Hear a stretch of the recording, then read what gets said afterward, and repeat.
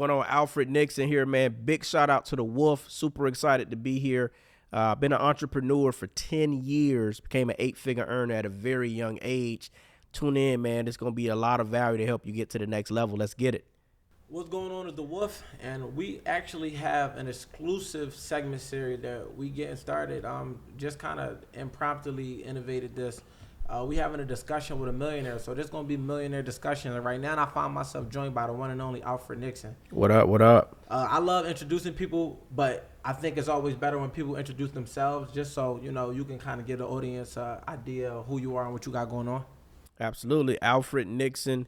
I got my start in the network marketing space. Built the organization of well over 100,000 people. Became a millionaire by 25, helped over 200 people become 6- and 7-figure earners through that industry. And so that's kind of what my back end when it comes to business. And Alfred is being extremely humble right now, man. This dude is amazing. He is one of the most humblest people I've ever met. Had the opportunity to build a relationship. He actually helped me make some money within the network marketing space. And you've just been a great individual since I met you. You've been mentoring me and always giving me valuable game and information.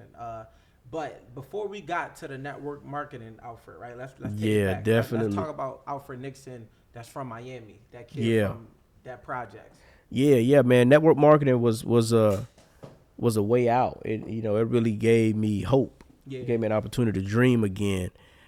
Because when you talk about where we came from, the neighborhoods, the upbringing, when you talk about poverty and all that stuff, 2-bedroom apartment, 14 people, EBT, government assistance, that's what I really grew up in. Seeing gang violence, seeing people get killed, that was what I was consumed with in my neighborhood.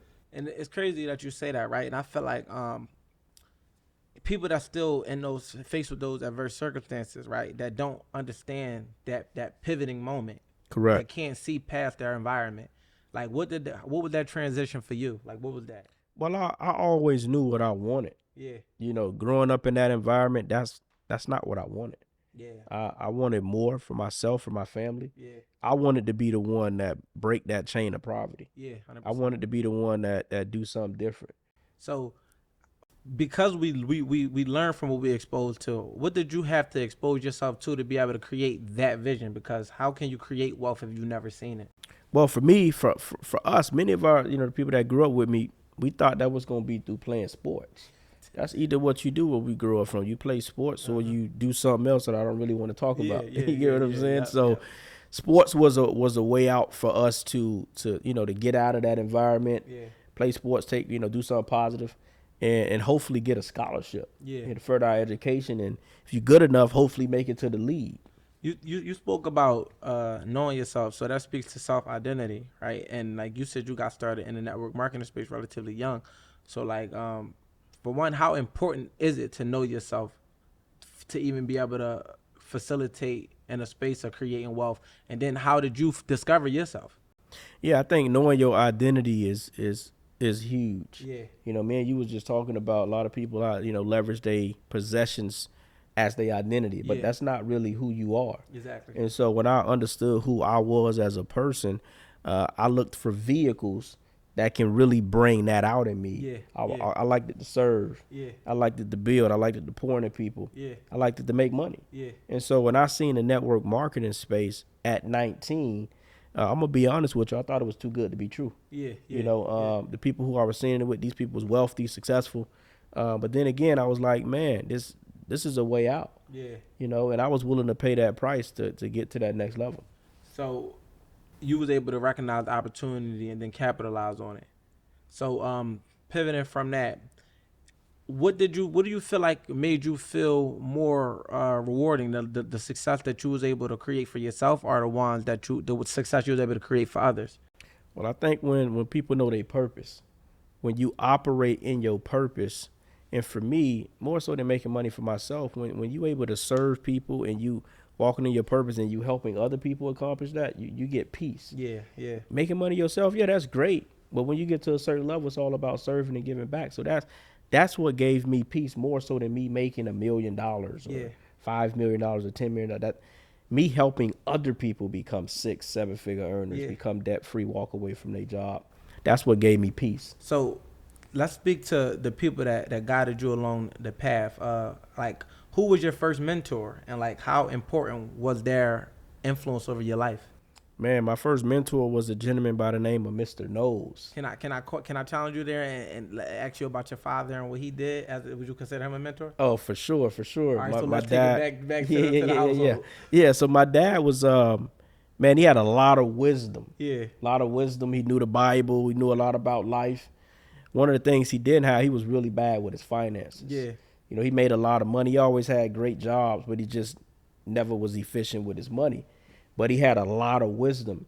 And I think because I had my father in my life that was able to pour into me when it comes to life, when it comes to wisdom, it made me do this when most of my friends did that. Talk about it. That's what changed everything for me. If I didn't have him in my life and giving me that wisdom and that knowledge, I probably would have went this way just like everybody else. Yeah, for sure. So sticking to that, would you say that he helped develop your character? Yeah. Yeah. Because I could tell you a man with a lot of character, right? So it's like, it's beyond the wealth with you. Like, your character is like top of the line. And would you say that it came from that wisdom? Because he didn't teach you the money principles, but did he teach you like life principles in itself that made you, be able to be disciplined and different things like that to go for what you want? Yeah, he did. He did teach me discipline, you know, and for me, that's where a lot of my success came from. Yeah. Like my first 3 years of building business, never went out on the weekend. Friday nights we had leadership, Saturdays we had training. So for me, that was a real discipline because most of my friends, they out on the weekend. Yeah, 100%. They partying, but I knew what I wanted. How much most people don't know about what they want. In those 3 years, you told me off camera, but oh man, it was $1,500. He said that's not a week, that's not a month. That was his total. That was overall income in 3 years. But for me, that didn't affect the way that I showed up. Yeah, I was gonna ask you, how would you able to? I still want to pivot back to your mentor, but just while we in that space, what made you stick with it? Because most people, $500 a year, they're like, I'm doing something else. Well, before they came out with NIL deals in college, people, they went to college and they didn't make money. That's true. You grinding for 4 years. That's a bar. So for me, I'm like, I'm paying my price. Yeah. The difference between me and some other people that's going off to college, they may end up in debt. Yeah. With student loans. Yeah. I was going to pay that price, and by my third or fourth year, I became 6-figure earner, and I didn't have any debt. So for me, that was me just committing to paying the price. That's an interesting mindset to go into something with at the age of 19. So I credit you for that. But now I do want to pivot back to your mentor that helped you in your start of the business and like guided you throughout your process. Yeah, man, Mr. Knowles, he was way before his time, man. Yeah. He was an innovative thinker. He really painted vision for us, and he put together systems. Like, because of his example, it showed us what was possible. Do you think that it was the example? Do you think that you would have been able to? Was he a hands-on mentor, or was it somebody that you were just able to learn from at a distance? I was able to be hands-on with him, and I learned a lot from the distance. Yeah, you get what I'm saying? How he carried himself. Yeah, what he built, the vision he had, the way how big he think, and then he trained us a lot on how to really scale and grow businesses. Yeah. So let's talk about vision.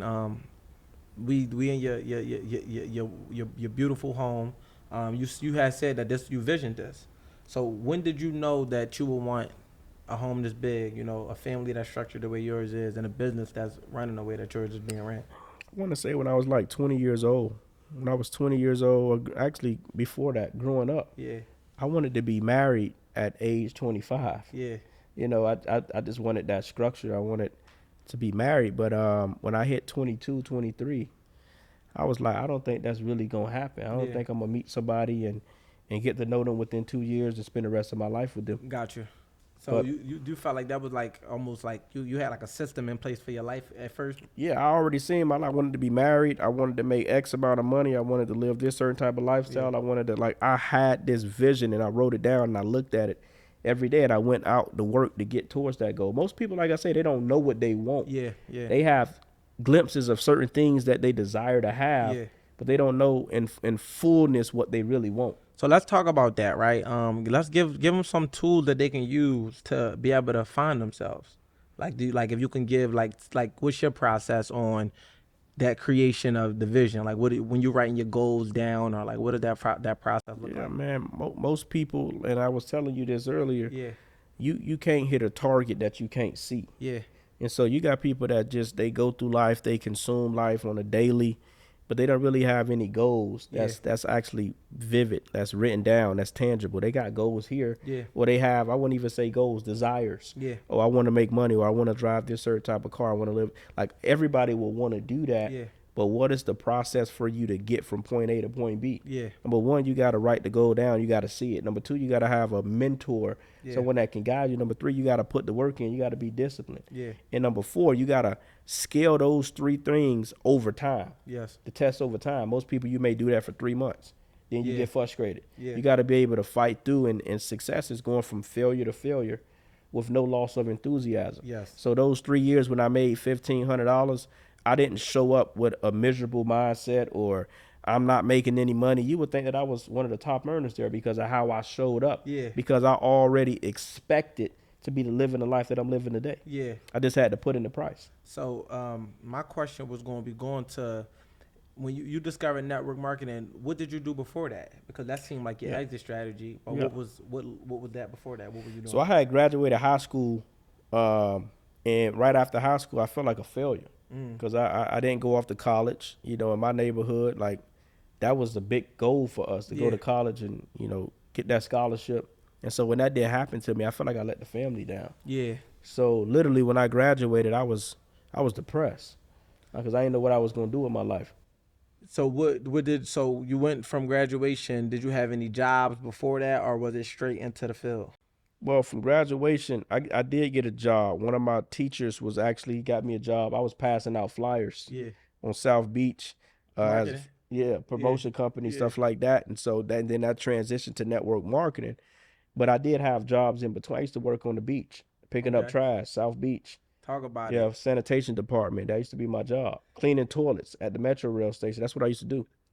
From cleaning toilets to being a multimillionaire, running a multimillionaire company, and on pace to take it way farther. Like, I know you said you had the vision, but was there other times where you thought about, like, man, this ain't gonna work? Nah, that never was a thought process for me. That I was just always paying the price. Yeah. And I always knew if I did the right things over time, eventually my life will compound into the reality that I wrote down. You know, so when I was cleaning those toilets, when I was picking up that trash on the beach, I used to walk around thanking God. I was thanking God just for the job that I had, for the income that but I always knew the vision. And so when you really have abundance, even when you don't consume it or have it tangible, you really believe. When you really believe and it's in your heart and you're willing to do the work, the universe have no choice. If you do that over time, it's going to compound and give you what you really desire. Most people don't really believe. Yeah. They say they want certain things, but they don't really believe that they can achieve it. Yeah, so let's talk about worthiness and belief, right? You seem like a very spiritual individual, and you seem like you're very strong-minded and you have a strong will. But were there ever any times in your life where you felt not worthy of the success that you either were going to get or accumulate? Yeah, when I hit my like first or second million, we was talking about imposter syndrome. Yeah. You know, when you come from such a rough environment where you come from really nothing and you get to this level of success and it happens so quick, you start to question, man, do I really deserve this? Yeah. And for me, I was like, I do. Because I put in the work. I put in the work. I mastered my craft, and that's what's the results. But, you know, oftentimes a lot of people, you're going to come across that imposter syndrome, especially when you have so much trauma from our childhood and where we came from. So for somebody who may be battling with imposter syndrome, what would you say to them to be able to overcome it? Like, you know, like how can somebody develop the worthiness? I know it starts with the mindset, but, you know, what's some key things that, you know, that can be done for somebody to just have that belief, like I do deserve. Yeah, man. You got to really look at, you know, the success that you was able to build, and go back and track the work that you put in. Ooh, I got one for you. What about the people who get in the rooms with people who are just as successful and then question themselves, like, do I belong here with these levels, or even people that's more successful than them? Well, for me, I think you should be in rooms with people that's more successful than you. You want to get in the right rooms. You don't want to be the smartest person in the room. So me personally, I never let that intimidate me. Okay. Like, I will feel a certain way if I'm the smartest or the most wealthiest person in the room. I'm not in the right room. Yeah, 100%. So that stuff never really intimidated me. I wanted to learn from as many people as I can and implement and grow. Yeah, no, I think and I'm processing it. And like I said, man, your mindset is there, and a lot of people, they don't know, they never got to get a chance to talk to a millionaire and hear these things, and these might be things that we've heard, right? But it's the information aspect of it, right? So like, what can propel somebody to take the information, right? Because you giving them the info and actually utilize that to actually create results of it. And I'm gonna go back before I answer that question to what you just said. Like a lot of people fail because they compare all of the time. Like you mentioned, being in a room with other people and you seeing this person over here that's having success, and you trying to compare where you at. You can't really do that, man. When you start comparing, you're gonna start to develop depression, or start to talk about it. It's gonna take you off of your own track and your own pace. Yes. So I celebrate people, man, that went out there and paid the price for them and paved the way for people like myself. So I celebrate those people, and for the people that's dealing with that and trying to get to that next level, it's really just knowing where you're going, having the right mentors in your life, right? People that can really pour into you along the journey.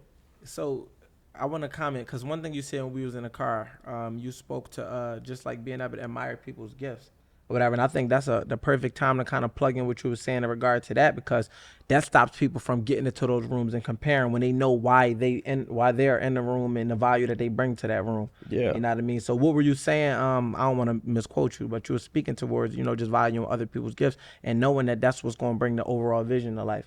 Well, I think a lot of things that crumbles organizations and heightens people from success is comparing and envy. Like if me and you got, God bless you with a certain gift. Yes. That he didn't bless me with. Yes. We got two different gifts. Yes. If I'm trying to operate in your gift, I'm going to be out of alignment. Yes, talk about it. You get what I'm saying? Talk about it. So when you building an organization, we got to communicate, hey, this is your gift. I'm going to let you operate fullness in that, because I can't do what you do. Yes. Right? I'm going to operate in my gift, and because you may not be able to do what I do. Right? But if that's not communicated properly, now egos get involved. Yes. Now this person want to be on stage when they supposed to really be in the back of the room and putting together the documents for the whole team to grow. Talk about it. And understanding the vision for the whole organization. That's how things crumble. People get out of alignment, out of place, and they try to compete. You got people that sink in the ship because they can't be the captain. And it's like, really, you were just supposed to be a crew member. Correct. Now, to the question that I was asking about, people being able to apply the information, because I feel like, just in my observation, I see a lot of people buy the ebooks, they buy the courses, but what's like, you actually got the info, got the mentorship, and you applied it, and this is the results. So like, what can you give them to make them understand that the application process is just as important as retaining the info? Number one is you got to make a decision.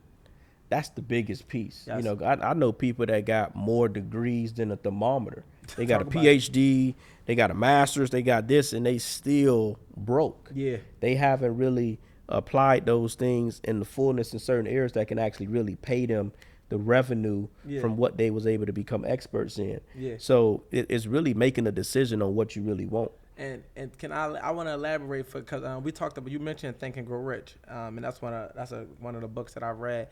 And Napoleon Hill spoke about making a decision and it being like, it's this or nothing, like not a choice or an option. You got to bone the boats, man. Most people, they don't make a decision. Yes. They just leave it up. They say, I'm going to do it, but they're not really fully committed. Yes. They only committed if they getting results. They not committed if they handling adversity or opposition. Exactly. Harriet Tubman has said is liberty or death. Like she decided, like we either gonna be free or we're gonna die. So like that was her decision.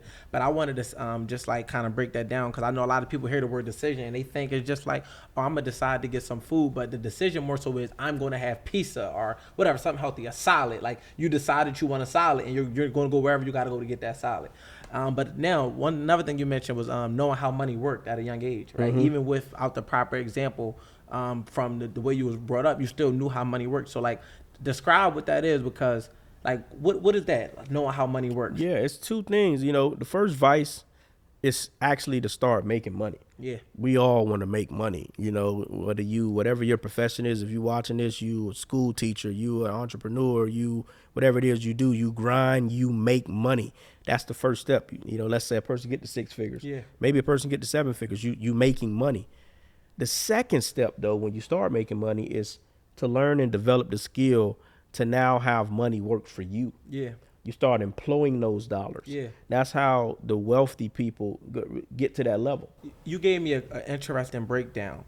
Can you give that breakdown? You gave the Amazon breakdown. Do you mind giving that one again? Because I feel like it gave me a vivid and clear understanding on how to make money work. I don't want to deprive the audience of that. Yeah, definitely. I mean, you know, leverage is another key wealth tool. You know, understanding leverage. Yeah. Jeff Bezos, I think he the second richest person in the world. I think Elon Musk probably jumped him. Yeah, they back and forth. Yeah. You get what I'm saying? So how did this man amass that type of wealth? He put in systems that he can leverage that can really scale and touch as many people. Yeah. Amazon, I think they got 1 million employees.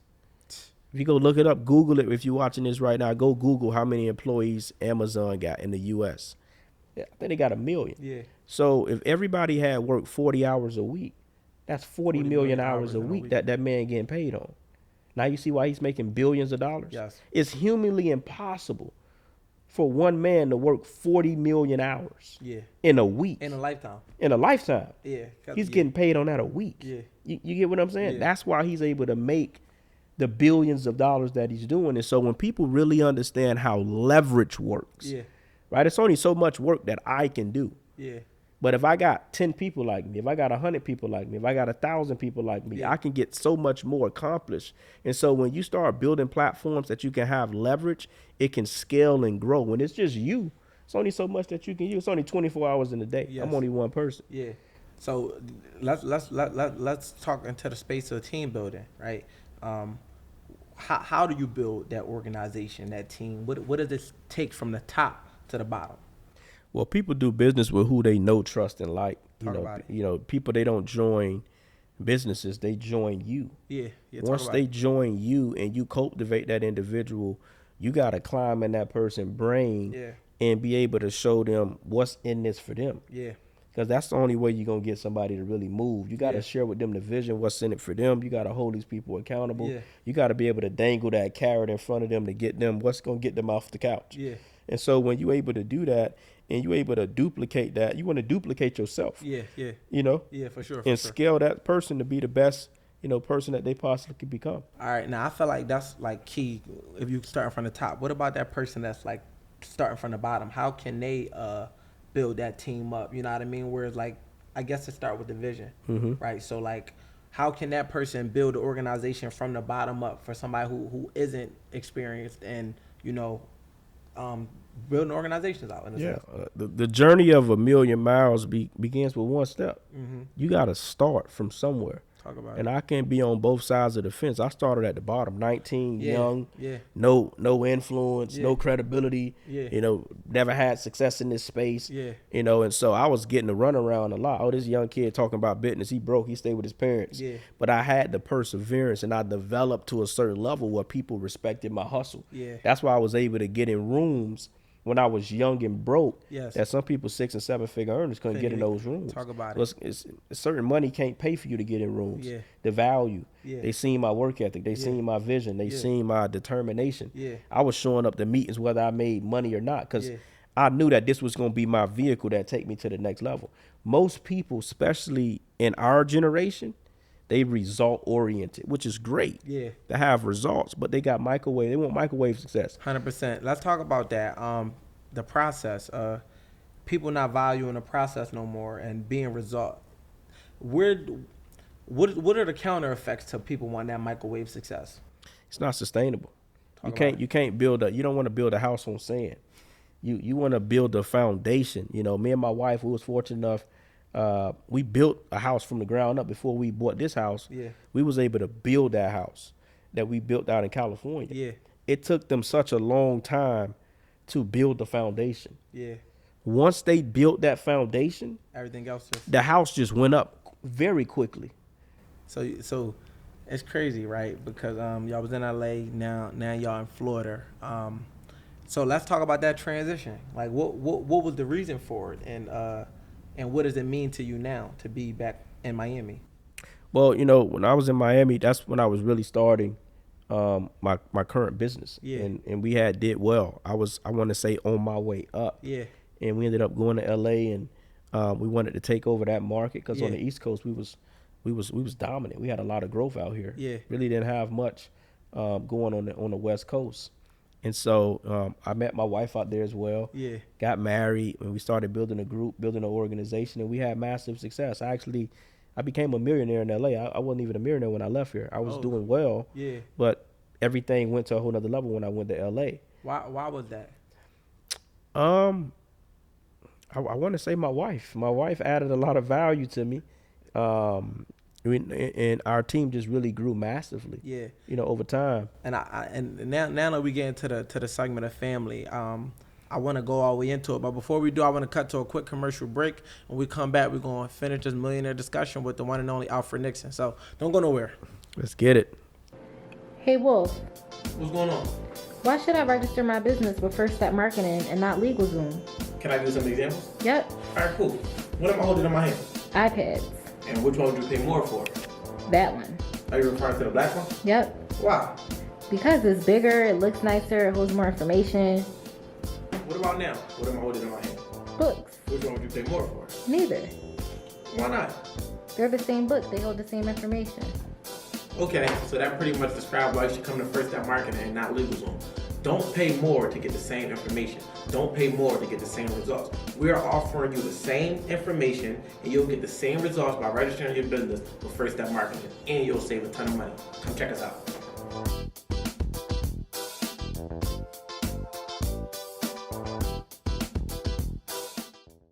And we back. Before we cut to that brief commercial break, we was about to segue into the family aspect and, you meeting your wife out in LA, right?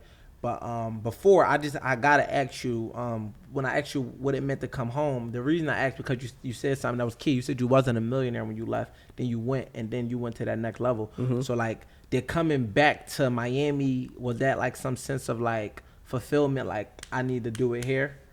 You mentioned earlier the LeBron James effect when he left Cleveland, win the championship. Yeah, but no, LeBron winning in Miami, returning to Cleveland. Was that yeah, moment? that was the kind of moment because I had won a championship in LA. Yeah. We did extremely well, but it was something deep inside of me like, man, I got to get back to Miami. I got to get back in this community. Yes. I got to go get back and inspire the youth, like where I'm really, really from and what I was able to overcome, And so that was one of the vice for me to really get back here and really get in the streets and really get out here and show people what's really possible. And again, all right, so I know what I'll do. I want to pivot into the humanitarian and philanthropy work that I know that you're getting into. But I do, you mentioned your wife being assigned to you. I've never heard that personally where a guy was like, yo, my wife was assigned, like this, like God knew what he was doing. So like, let's talk about that and the importance of that happening where you were at in your life. Yeah, my mom, she had me, I think when I was 12 or 13 years old. So we came from just a very unique. Wait, you said your mom had you when? Yeah, she was 13 years old. Seriously? Yeah. A kid with a kid? Yeah. 2-bedroom apartment, 14 people.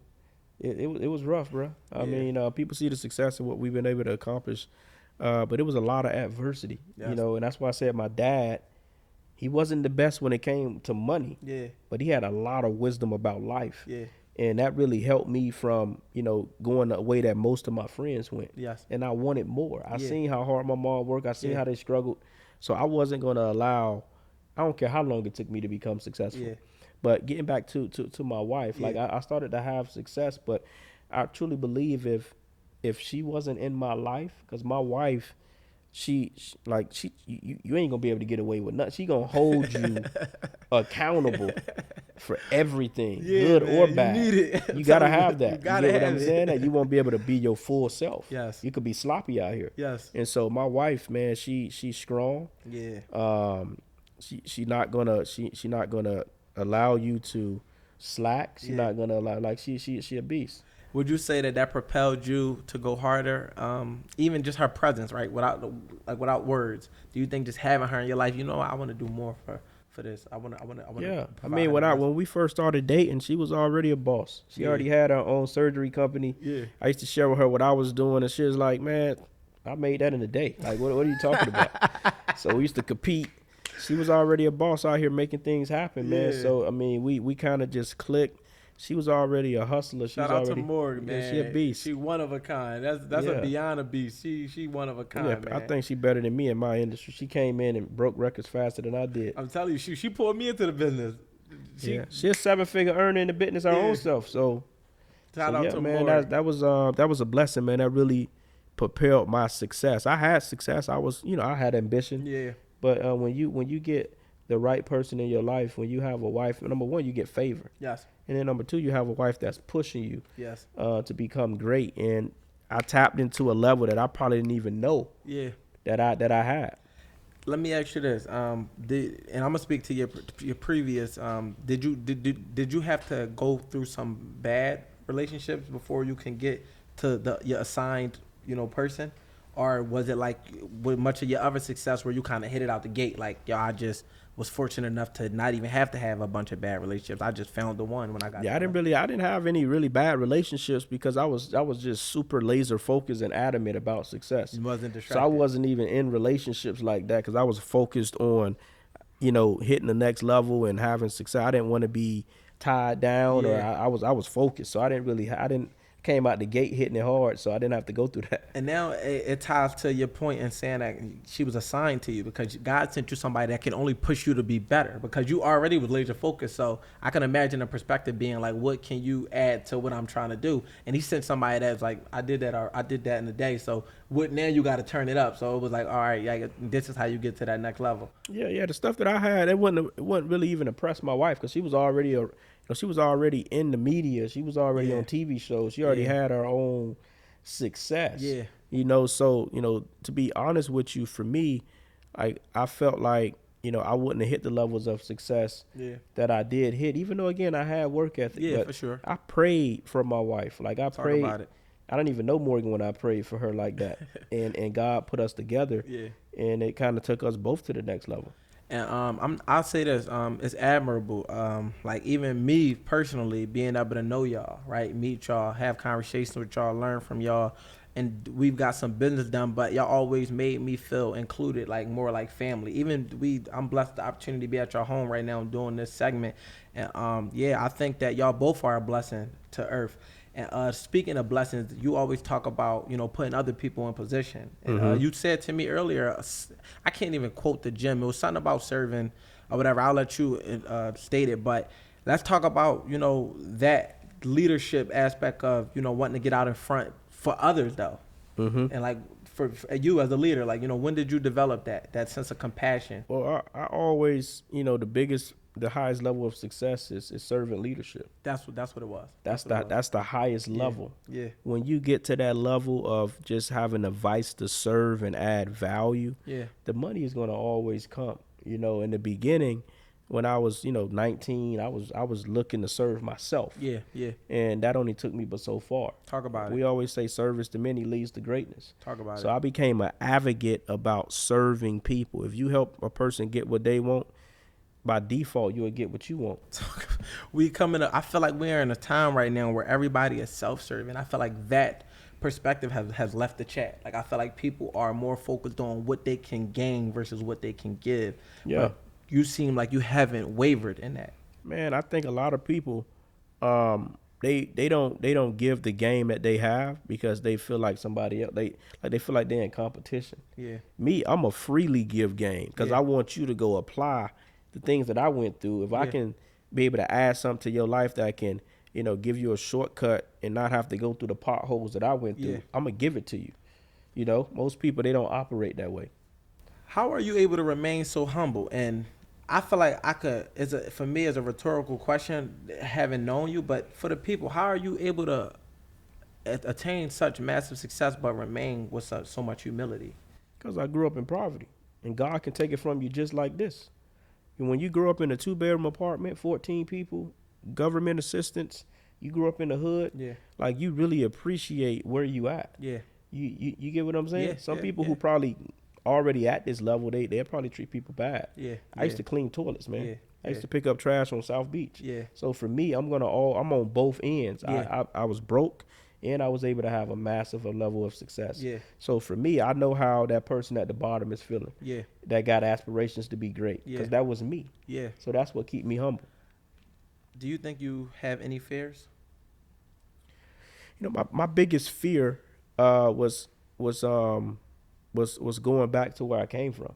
Talk about it. Yeah, that was my biggest fear. You know, like I said, my dad, he made good money doing he always had a good job, lawsuits, but he spent money like water. Yeah. You know, he had a great heart. Yeah. He'll give you the shirt off his back. Yeah. But he didn't prioritize things that needed to be taken care of. Yeah. You know, yeah. And as a result, it put him in bad spots. So for me, I didn't want to consume that in myself. Yeah. And so I was always, my wife would tell you, I'm always anal about money. I'm always anal about what we spend, how we spend it. Does it make sense? Yeah. Just because you got the money, that don't mean you can afford it. Yeah, talk about it. You get what I'm saying? No, 100%. And even speaking to that, because I know personally a lot of people who they get raises, they start to make more, and it's by nature they start to spend more. So how are you that disciplined, or even if not even speaking for you, right? What can you tell them? What's some tips for them to be able to stay below their means and kind of manage their money a little bit better? Yeah, that's what I did for many, many years. I lived below my means. Yeah. You know, my family, my friends would say, man, why you don't go buy a house? Why you don't go buy a house? You making all this money. Yeah. And I was like, I can't afford a house. I'm like, what you mean? You making millions of dollars a year, or you making this? Well, what most people don't know, when you buy a house, depending on what house you get, you putting down hundreds of thousands of dollars. Yeah. You in debt. Yeah. I could use that same amount of money to go actually increase my business and bring me a certain revenue. So I didn't purchase a home until I got to a point in my life where me paying for the home, I wouldn't even see it. It wouldn't even affect me. Yeah. So what were you doing with your money in that time?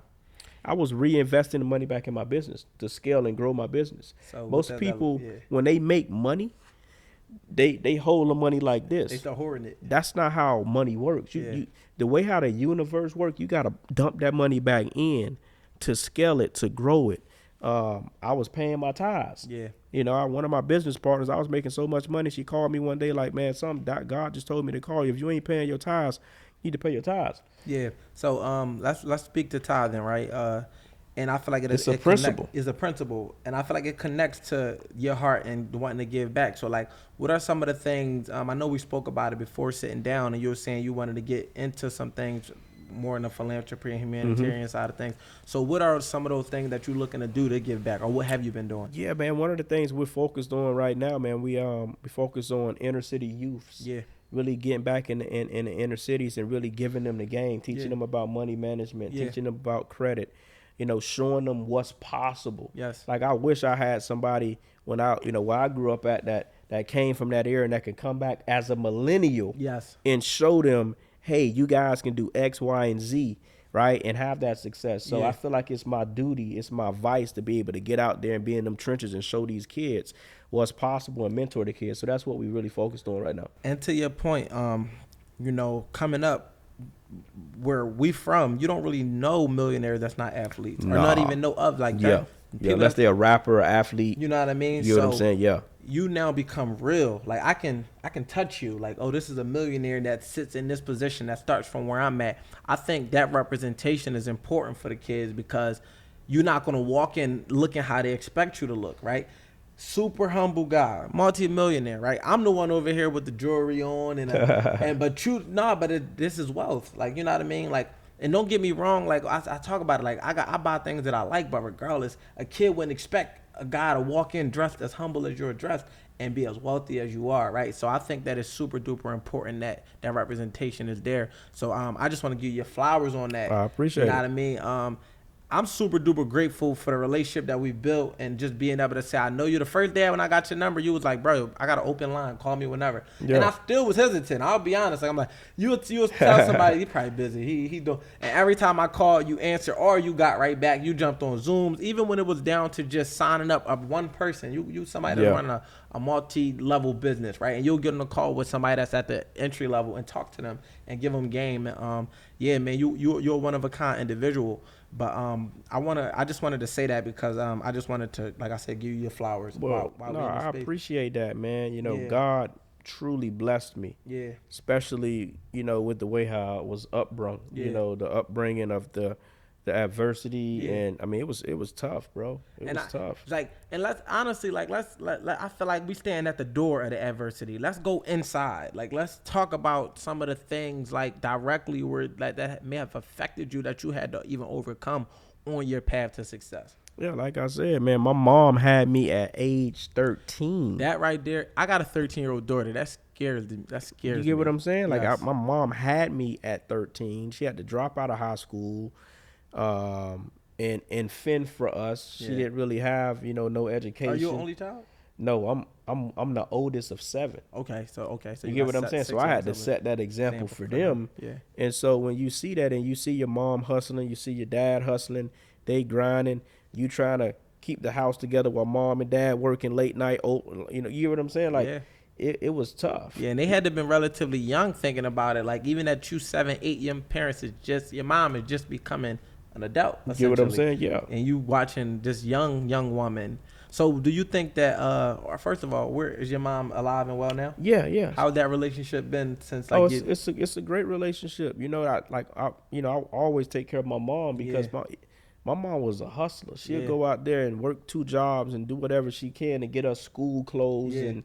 I probably only had 1 or 2 pair of shoes for the school year. Yeah. But she would go out there and do whatever it takes to make ends meet, to put food on the table. My dad, same thing. And so for me, I was like, man, I want to be able to take care of them. I want to retire my parents. So how does it feel to actually do what you set out to do and be able to essentially retire your parents? Man, it felt that was one of the best days of my life. And I was able to put my mom down, put my dad down, and be able to pour into them and pretty much retire them. Yeah. That was a dream come true. Yeah. How do they feel about your success? Can they believe it?